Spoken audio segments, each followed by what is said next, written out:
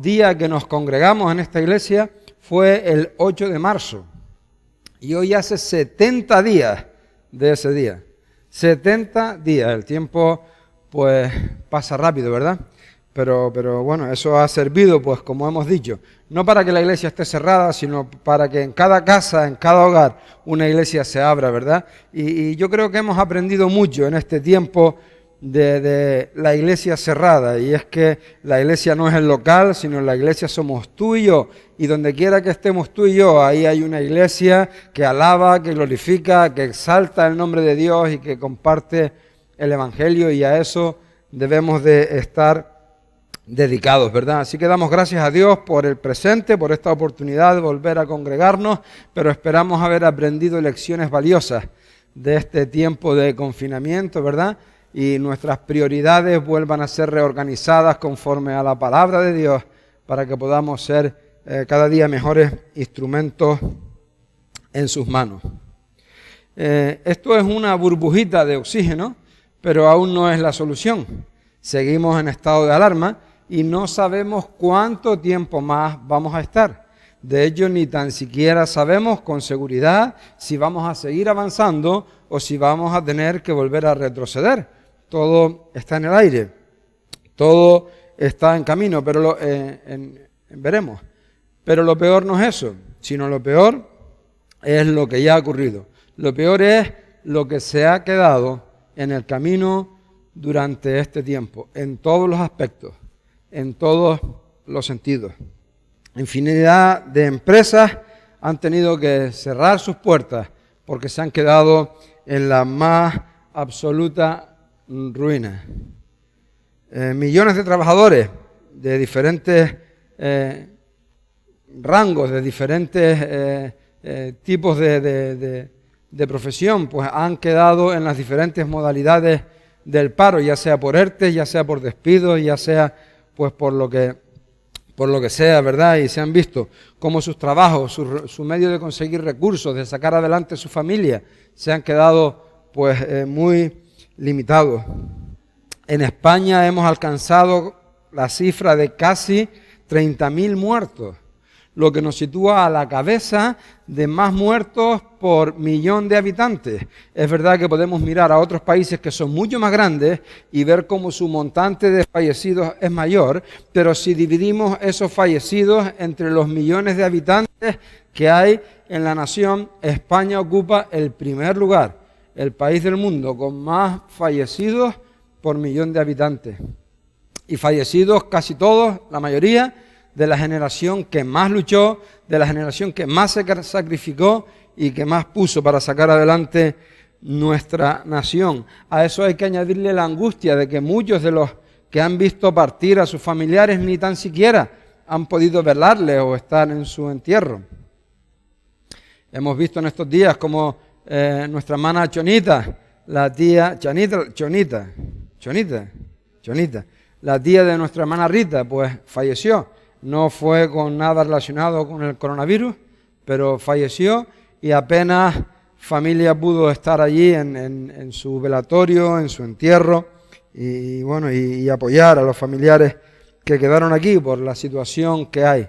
Por cierto, anunciar que el próximo domingo a esta hora vamos a tener un memorial en el cual vamos a dar gracias a Dios por la vida de nuestra hermana y vamos a dar gracias a Dios por su obra en ellos y vamos a recordar y a orar por los familiares y por los amigos para que Dios les consuele, les bendiga y les fortalezca. Proyectaremos algún vídeo también pues para tener un recuerdo fresco de nuestra hermana y daremos gracias a Dios porque Él completó su obra en ella y la llevó a casa a disfrutar de sus brazos allí en la morada eterna.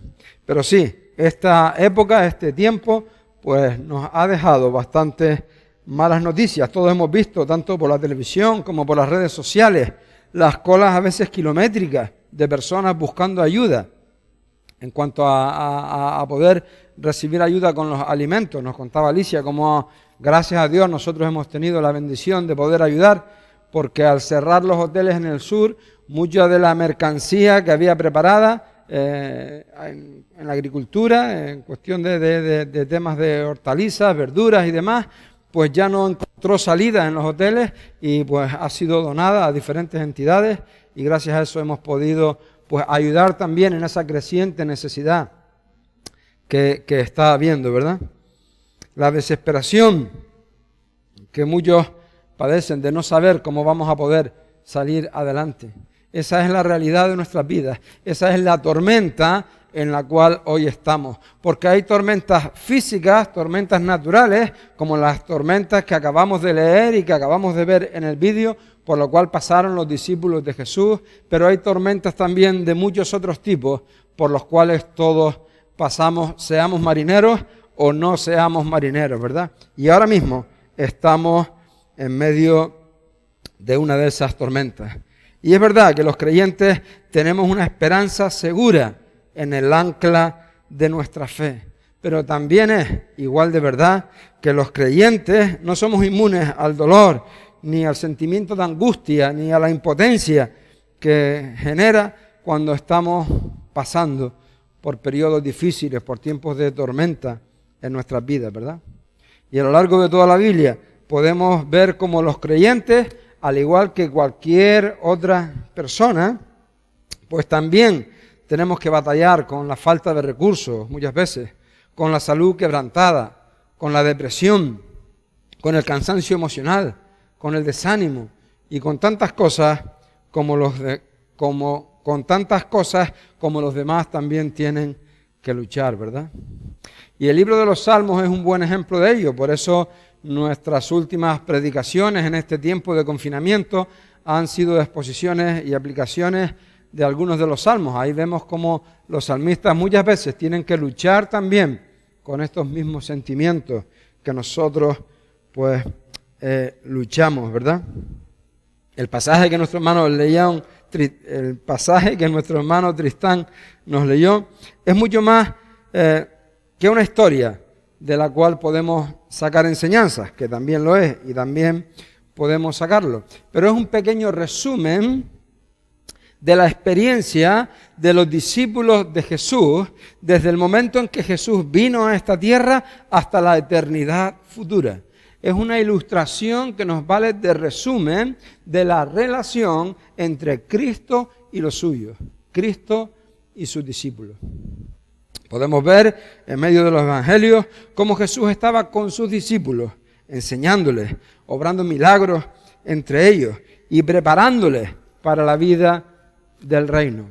Pero llegó un momento en que Jesús envió a sus discípulos ir al otro lado y Él subió arriba, subió al monte para estar orando en la presencia de Dios. Al igual que a nosotros, a sus discípulos, un día nos envió hasta el fin del mundo con el propósito de llevar el evangelio.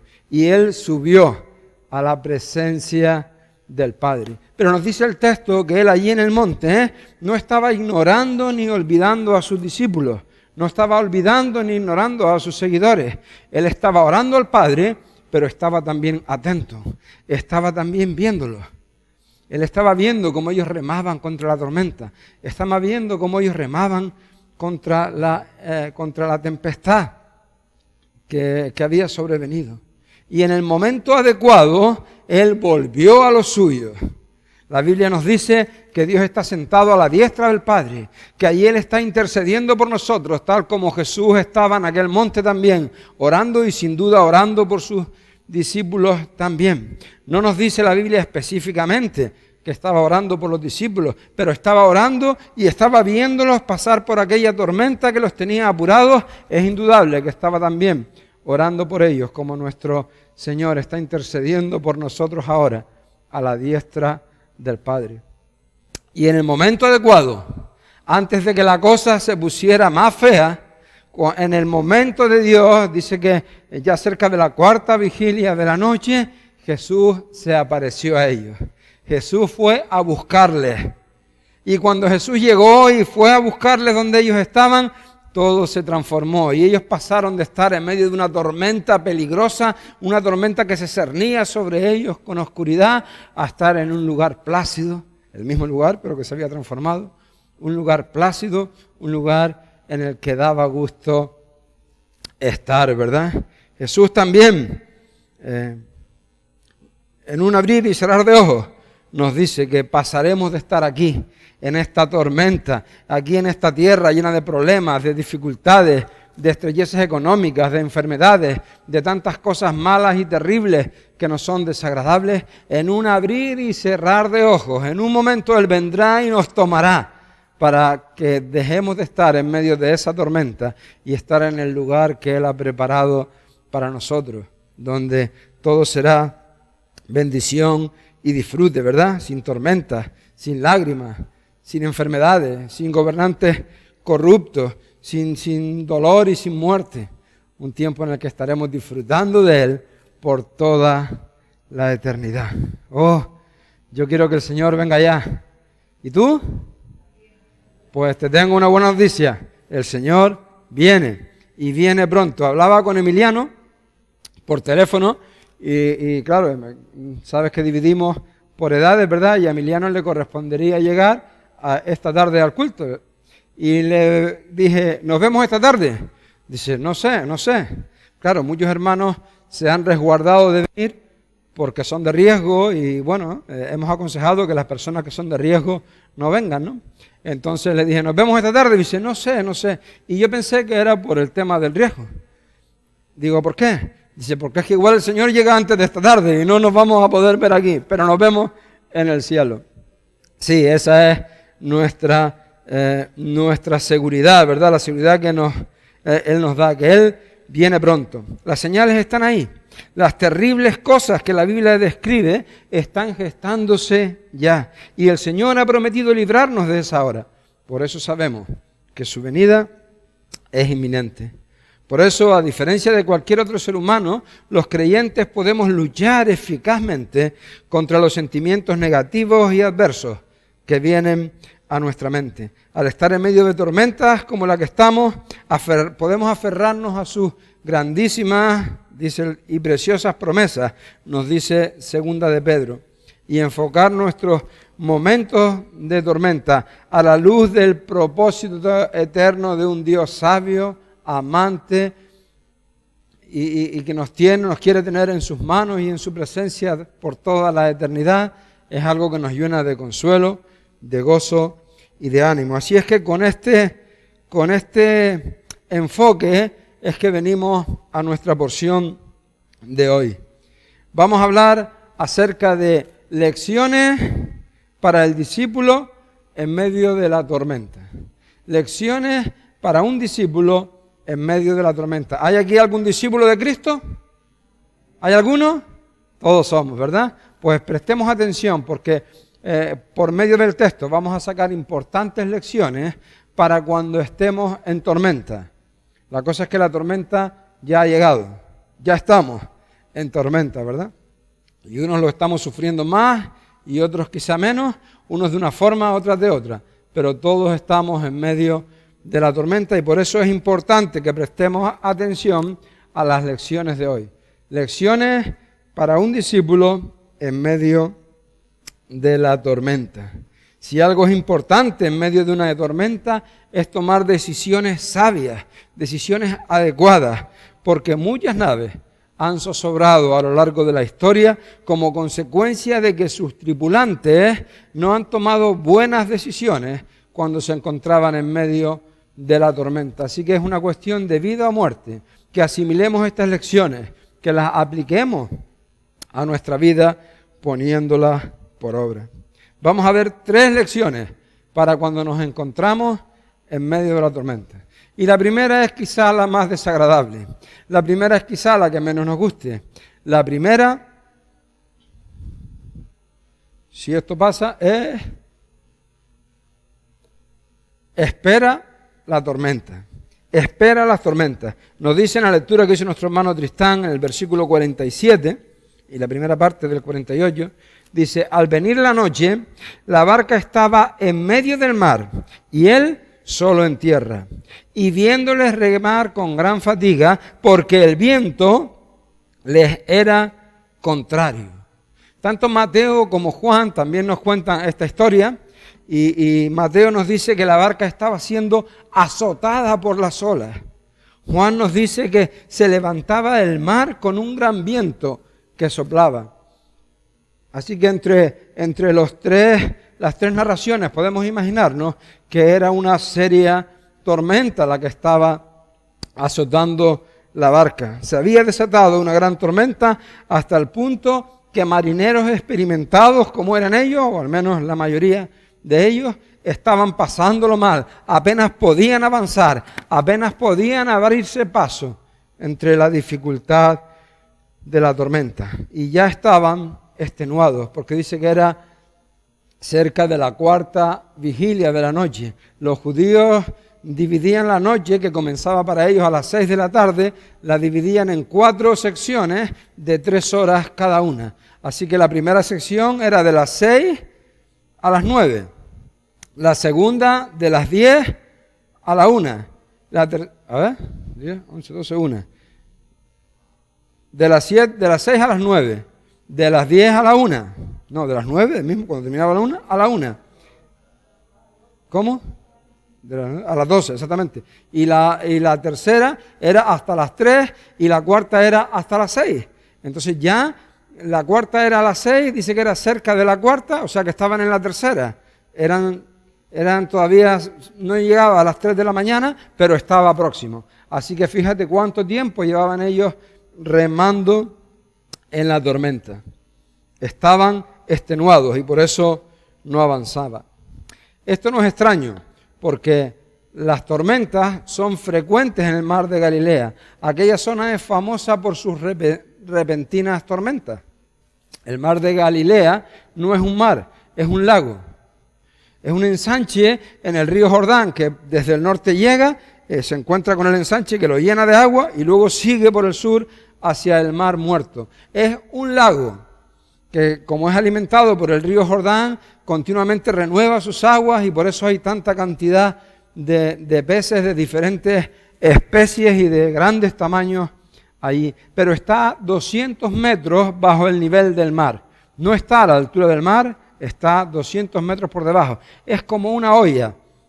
Y entonces el aire no tiene mucho sitio donde circular. El sol da, el mar refleja el sol y el aire se va calentando cada vez más. ¿Qué ocurre? Que el aire caliente sube y llega a tropezar con el aire frío que baja del Monte Hermón. El Monte Hermón, que tiene 2.800 metros de altura, tiene nieve permanente en la cumbre. Allí el aire es muy frío y el aire frío tiende a bajar. Y cuando el aire caliente que va subiendo choca con el aire frío que baja, las tormentas son tremendas y con mucho aparato eléctrico. Y eso ocurría en el mar de Galilea, por eso eran tan frecuentes las tormentas. Los marineros que trabajaban en el mar de Galilea sabían eso. Y sabían que cuando ellos salían a pescar, podían salir con un día espléndido o con una noche muy quieta, dependiendo el tipo de peces que fueran a pescar. Pero de repente podía eso cambiar y podía volverse una terrible tempestad. Ellos lo sabían. Ellos sabían que siempre tenían que estar alerta y siempre tenían que estar preparados, porque la tormenta podía desatarse en cualquier momento y su viaje podía arruinarse. Y lo que había empezado como una expedición de negocios, porque habían salido a pescar para ganar dinero, podía transformarse en una lucha por la supervivencia, porque sus vidas corrían grave peligro. Ellos eran marineros de aquel lugar y sabían que esto era así. Es por eso que no podían confiarse, no podían bajar la guardia. Debían estar siempre alerta, siempre esperando la tormenta, porque en cualquier momento podían llegar. Siempre estaban esperando la tormenta. Y eso es lo que nosotros también debemos hacer. Debemos esperar siempre la tormenta, porque antes o después, de una forma u otra, vendrá seguro. Cuando el Señor Jesús nos advirtió de que en este mundo íbamos a tener aflicción, Él no estaba tratando de amargarnos la fiesta, ni de meternos miedo en el cuerpo, sino de advertirnos que debemos estar alerta, porque de un modo u otro la tormenta llegará a nuestras vidas. Por eso debemos esperar la tormenta. Y resulta que la tormenta ya ha llegado. ya está aquí y estamos inmersos en ella, ¿verdad? Bien, no pasa nada, porque la palabra de Dios se cumple, porque tenemos un Señor que cuando nos advirtió acerca de que en el mundo tendríamos aflicción, no terminó ahí la frase, sino que continuó diciendo, pero confiad, yo he vencido al mundo, ¿verdad? Así es que en Él tenemos garantía y seguridad. Igual que el Señor sacó a sus discípulos de la tormenta, ten ánimo, Él nos sacará a nosotros de esta también. Así que debemos esperar la tormenta, pero debemos esperar la tormenta no con temor, sino confiados en que nuestro Señor Jesús está atento a nosotros, viéndonos, y Él va a intervenir en su momento. Lecciones para el discípulo. Número 1, espera la tormenta. Número 2,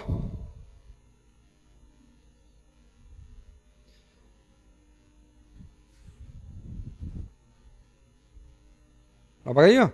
No. Perdón. Número 2, ya lo tenemos ahí, confía en Jesús. La tormenta va a venir seguro, pero nosotros hemos de confiar en Jesús. Dice el versículo 48, viéndoles remar con gran fatiga, porque el viento les era contrario, cerca de la cuarta vigilia de la noche, vino a ellos andando sobre el mar y quería adelantárseles.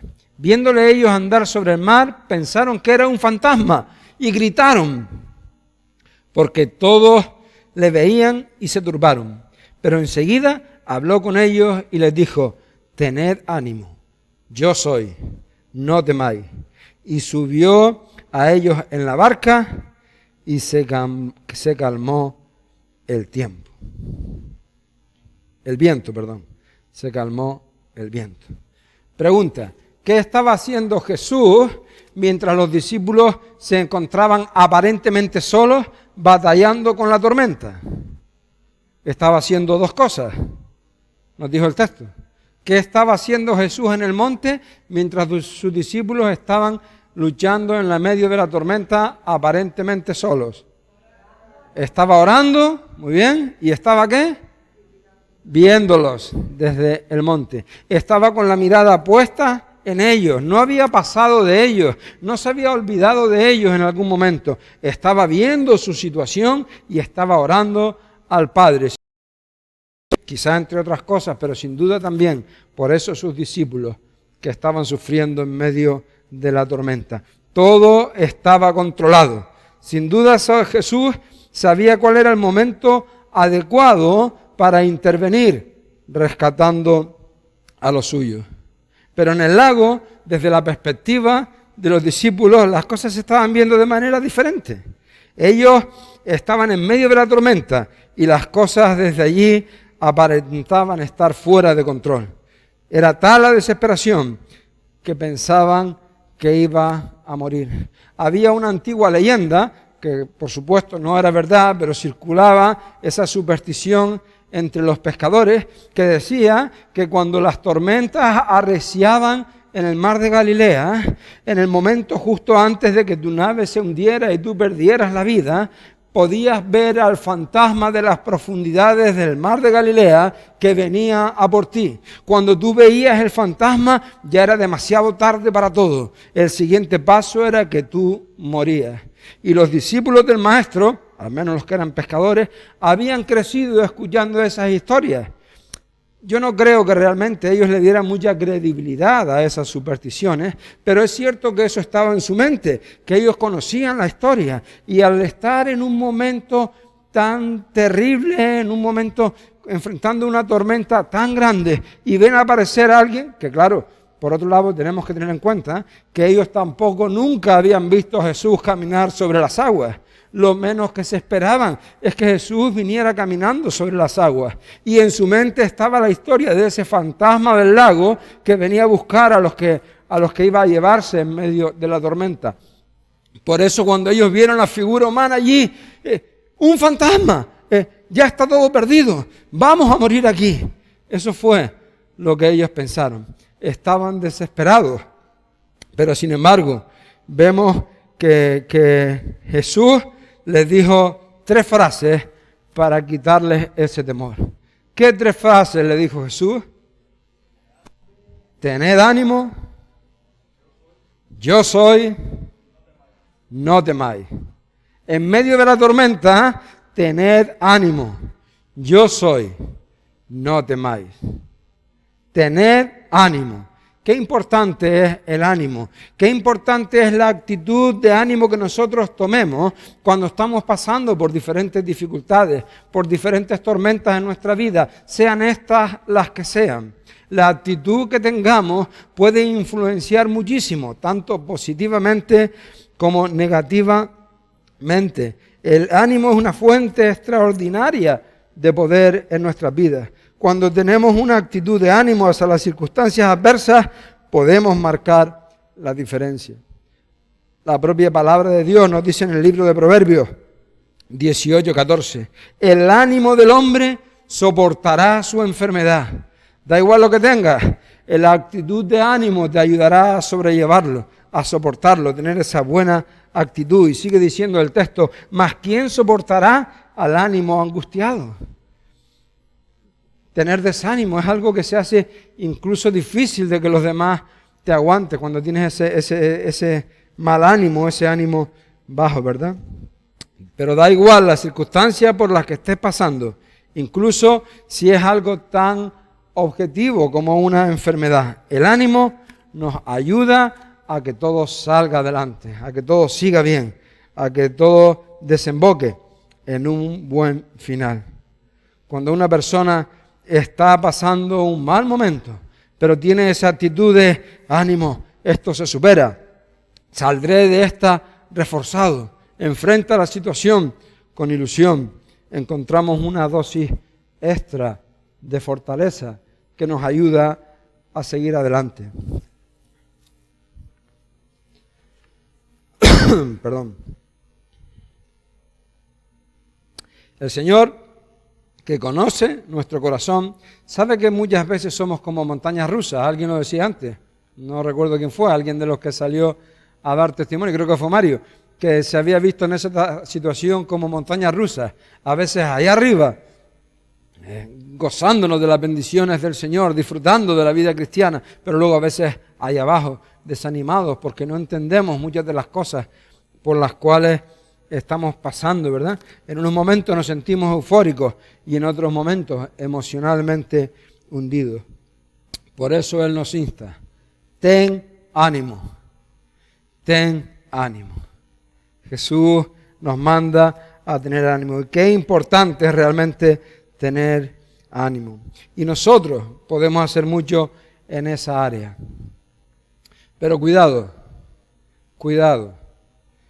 Aclaremos de lo que estamos hablando, porque esto también tiene su matiz. Y no estamos hablando de automotivación, ni estamos hablando de positivismo, de ser positivo, como hoy en día está tan de moda. Hasta en el terreno cristiano ahora están de moda los coaches que te hablan de tú puedes, yes you can, estás como si tú fueras algo capaz de algo. Y la realidad es que no puedes. No puedes nada. No puedes ni puedo absolutamente nada. Los discípulos, marineros, expertos, los discípulos, gente que se había criado en el mar de Galilea, gente que sabía perfectamente lo que hacía, estaban luchando arduamente contra la tormenta y estaban ya exhaustos. Y no podían más, no podían avanzar, nos dice el texto.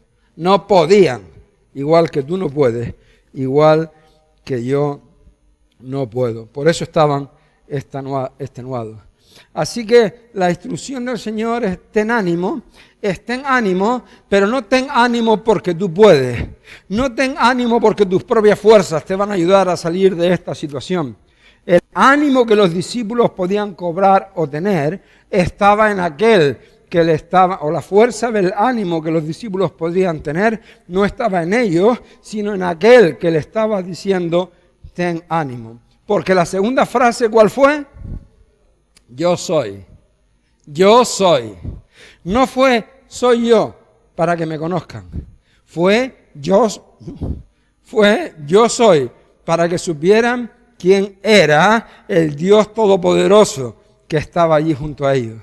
Yo soy no es una frase de presentación, es un título que Jesús se adjudicó en ese momento y que se había adjudicado también muchas veces. Con ese decir yo soy, Él estaba recordándoles que Él era el Dios Todopoderoso y Soberano. El yo soy es el nombre personal de Dios en el Antiguo Testamento. Y Jesús les dice, yo soy. No temáis, yo soy.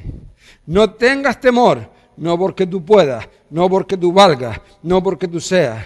No tengas temor, ten ánimo, porque el Dios soberano, todopoderoso, creador, el Dios que creó todas las cosas y que hace que todas las cosas existan, el Dios que creó esta tormenta y que le permite a estas olas levantarse de esta manera, el Dios que permite que el viento sople tan impetuoso, el Dios que lo ha creado todo, está aquí. Por eso es por lo que tú puedes tener ánimo. Por eso es por lo que yo puedo tener ánimo. Por eso a mí me revuelve el estómago esta gente que tan positivista, que trata de hacer que tú saques tus propias fuerzas y que tu propio yo y que tu propio... Mentira, todo es mentira. No servimos para nada, no somos nada y no somos capaces de nada. Pero en el yo soy conseguimos la victoria. Por eso, sabiendo que estamos en las manos del yo soy, podemos tener ánimo. Jesús se atribuyó el nombre personal de Dios en el Antiguo Testamento. Y muchas veces también lo vemos en el Evangelio de Juan. Es conocido, una de las formas de dividir el Evangelio de Juan es a través de los yo soy de Jesús, donde Él se nos muestra ahí de diferentes maneras, ¿verdad? Por eso es, por lo que el apóstol Pablo dijo en los Filipenses, que Dios le exaltó hasta lo sumo y le dio un nombre que es sobre todo nombre, para que en el nombre de Jesús se doble toda rodilla de los que están en el cielo y en la tierra y debajo de la tierra, y que toda lengua confiese que Jesucristo es el Señor, para gloria de Dios Padre. Bendito sea tu nombre. El yo soy está contigo en medio de la tormenta, y eso es lo que importa, y por eso puedes tener ánimo. Eso es lo que es verdaderamente importante. Fíjate si es todopoderoso, que uno de los yo soy es: yo soy la resurrección y la vida. Yo soy la resurrección y la vida, ni siquiera la muerte. Tú has oído mucho ese refrán de que todo tiene remedio menos la muerte, dice la gente, pobre ignorante. Es por personas porque no conocen la palabra de Dios. La muerte fue vencida, y fue vencida por aquel que es el Todopoderoso, por aquel que es el yo soy. Y si el yo soy venció la muerte, ¿qué se le va a quedar grande? ¿Tu tormenta? Por favor, eso está controlado. Por eso tú y yo podemos podemos tener ánimo, ¿verdad? Él murió, fue enterrado a los 3 días, y a los 3 días venció la muerte. Está vivo, y porque está vivo, tú y yo podemos creer en la resurrección. Y esa es nuestra esperanza al afrontar la muerte, ¿verdad? No podríamos terminar este punto en semanas, y yo no tendría tampoco la capacidad para hacerlo si fuéramos a explicar la grandeza de Jesús, el gran yo soy, lo que eso implica, ¿verdad? Pero sí, la cuestión para lo que nos atañe es que tú y yo podemos tener ánimo en medio de las tormentas de nuestra vida. No por nuestras propias fuerzas, ni por el poder de nuestra mente, ni por lo que somos, ni absolutamente por nada que no sea Jesús, el gran yo soy. Pero por Jesús podemos tener ánimo. Podemos enfrentar con ánimo cualquier situación. Y cuando realmente tú tienes ese claro concepto de tu valor, de lo poco que tú y yo valemos por nosotros mismos, pero sin embargo el yo soy, el gran Dios soberano, se ha preocupado por nosotros y tenemos ese ánimo, no por nosotros, sino en Él, hay un resultado, que es la tercera frase que Jesús les da. ¿Cuál es la tercera frase que Jesús les dice? Tened ánimo, yo soy, no temáis. Claro, ¿qué vas a tener? ¿Qué vas a tener? No, a temer. Si Jesús se ha presentado, si te ha dicho quién es y lo que es, ¿de qué vas a temer? Por supuesto, no temamos. Cuando reconocemos a Jesús como el yo soy, nos arrepentimos de nuestros pecados y le entregamos a Él nuestra vida. Producto de esa vida entregada a Él y a su palabra, el temor desaparece, porque hemos entendido que pase lo que pase, el plan soberano del gran yo soy está siendo llevado a cabo por Él. Y nuestro fin es seguro, conforme a su palabra. Lecciones para el discípulo. Número 1, espera la tormenta. Número 2, confía en Jesús, porque Él es el gran yo soy. Y número 3, sigue el proceso. Nos dice el versículo 51 en la segunda parte, después de que subió con ellos a la barca, dice, y se calmó el tiempo. Se calmó el viento. Dice, y ellos se asombraron en gran manera y se maravillaban, porque aún no habían entendido lo de los panes, por cuanto estaban endurecidos en sus corazones. Este milagro ocurrió inmediatamente después del milagro de los panes y los peces. De hecho, si miras la Biblia, ahí dice Jesús anda sobre el mar, el versículo 45, y en el 30 dice alimentación de los 5.000. Es el milagro inmediatamente anterior, la porción que precede a la que hemos leído. Sabemos que lo que ocurrió allí fue que Jesús proveyó de alimento para 5.000, nos dice el texto, 5.000. Sabemos que la costumbre judía era contar solo a los cabezas de familia, por tanto no quiere decir que solo hubiera 5.000, si cada uno de aquellos cabezas de familia tenía también con él a su esposa, ya eran 10.000. Si cada uno tenía también a sus hijos, y en aquella época las familias eran bastante más numerosas que ahora, pues allí podíamos llegar fácilmente a 20, a 30.000, no sé. Pero bueno, es lo de menos. La cuestión es que Jesús proveyó pan para todos ellos a partir de unos panes y unos pececillos que un niño les sirvió. Con esto Jesús transmitió un mensaje. Yo soy, Juan nos dice que en ese momento es cuando Jesús se presentó como el pan de vida. Otro de los yo soy. Yo soy el pan de vida. Yo soy aquel que da la verdadera vida, la vida abundante, la vida eterna. Pero sin embargo, la multitud no entendió ese mensaje. Y lo que entendió es, ¡wow! Aquí tenemos a alguien capaz de hacer milagros. Este es el que nos va a librar del yugo romano. Y querían cogerlo para llevarlo, para hacerle rey, para que él derrocara al emperador romano y fuese quien les gobernara. Pero Jesús no había venido para eso. Jesús no había venido para tener poder en este mundo, ni para ser un rey. Él no vino para ser servido, sino para servir y para dar su vida en rescate por muchos. Y los discípulos parece que aún no habían entendido eso, por lo que nos dice el texto, ¿verdad? Y al igual posiblemente incluso hasta se alinearan con la multitud en ese deseo de que su líder fuese hecho rey, ¿verdad? Y Jesús por eso les mandó apresuradamente a subir a la barca. Cuando dice, enseguida Jesús hizo a sus discípulos entrar en la barca, en el original ahí es una palabra que significa no solamente mandarte a hacer algo, sino empujarte a hacerlo obligándote. Es como, venga, vamos, venga. Estaba forzándole a subir, porque no quería que sus mentes siguieran contaminándose con la idea de la multitud de hacerle rey.